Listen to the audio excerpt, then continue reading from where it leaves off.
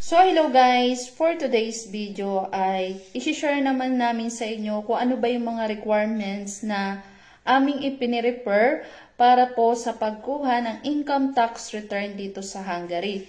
At ito po ay para po ito sa mga may mga anak na. So, ito guys, ibibigay namin sa inyo ang step by step ng pag-prepare namin ng aming income tax return.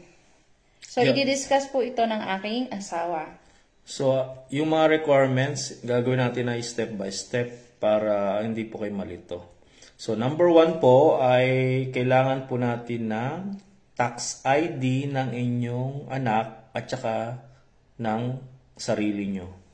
So, yun yung number 1 requirement. So, ilalagay namin dito later. Sa screen namin guys. Yung mga example niya para madali nyo matandaan. Kailangan nyo na number 2 ay yung address card.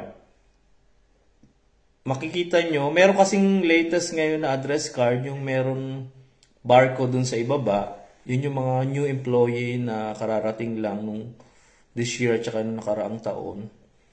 Yun yung bago nilang address card. Pero yung sa akin, luma, mamaya makikita nyo nandito rin, yung puti, yung kulay puti, yun yung address card na bago. Ay, na luma Yung bago, iba yun.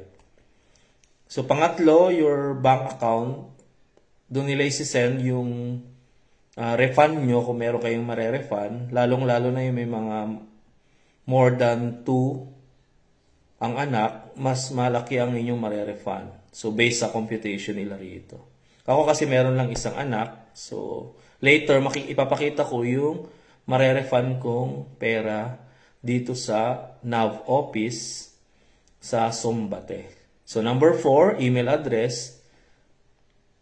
Kailangan din yan. Pero hindi masyadong, siguro hindi naninid yan. So, number 5, yung M30. Yung 23 M30 na tinatawag nila. Meron din kami sample dito later on. Makikita nyo yung mga requirements. Para detail po siya. May papasa nyo at hindi nyo na kailangan maghanap at magtanong pa.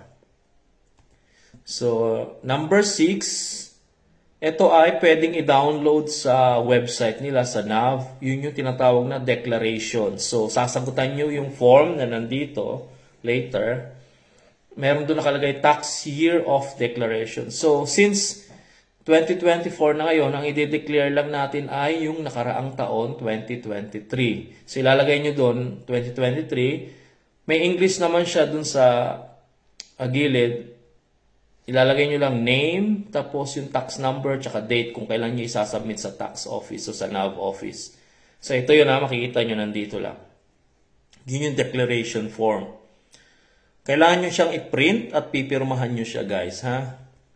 So, number 7, ito na guys, nandito, yan na yung sample ng itsura ng computation nung mare-refund nyo. Ito yung sa akin, katulad nito nandito. Katulad niya na, papakita ng misis ko, yung itsura mismo, at saka kung magkano yung mare-refund na pera.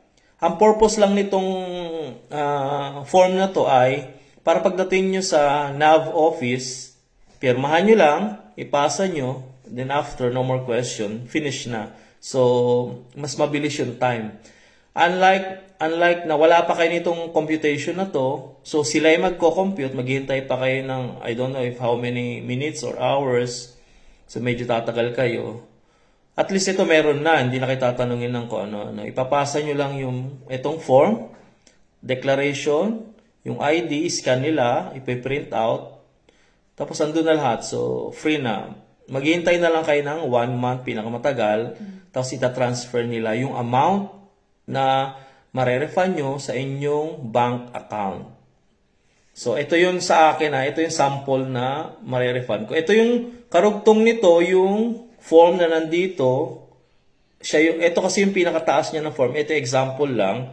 So, sa ibaba niya, ito yung makikita mo yung amount. Ito yung nakalagay number 80. Yan yung mare-refund ko kasi isa lang ang aking baby. So, 120. Foreign po yan, guys. Foreign. 120,000 foreign. Kasi, hindi ako nag-refund simula January hanggang December. So, per month, ang mare-refund mo ay 10,000 if meron kang isang anak. Pero, mas maganda if you are more than 1, You have 2, 3, 4, or 5. Oh, bigger. Bigger po ang makukuha yung refund. Pero depende pa rin po yan dun sa buwan na hindi sila na kaltasan na. Oo. Yung pag hindi pa kayo na-discount, hindi pa kayo na-discount dun sa family, tinatawag nilang discount na family, parang allowance at discount dun sa may tax. I-declare nyo yun bago mag-start ang inyong work.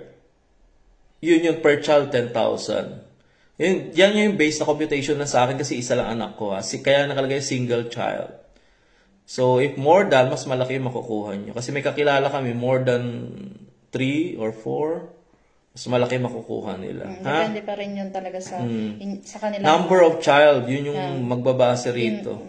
Doon sa computation. And para sa mga kapanood nito, lalo na yung mga kababayan natin na andito sa Hungary at yung mga kababayan natin na bago pa lang papunta dito sa Hungary, guys, para po sa mga papunta pa lang dito sa Hungary, so lalo na po yung may mga anak, magdala lang po kayo ng birth certificate ng inyong anak. It's either Xerox, guys, ang mahalaga ay meron kayong document. Kung ilan po yung anak nyo, yun po yung dadalhin nyo. And then, no problem po kahit po kayo ay hindi kasal. As long na nakapangalan po sa inyo yung inyong anak. So, ayun lang guys. Sana makatulong to video na to, lalo na sa ating mga kababayan na gustong mag-apply abroad. Pa-share, pa-like, at papalo na rin po ng aking account para lagi yung updated sa aking mga video ang ginagawa. Thank you for watching guys. God bless. Bye!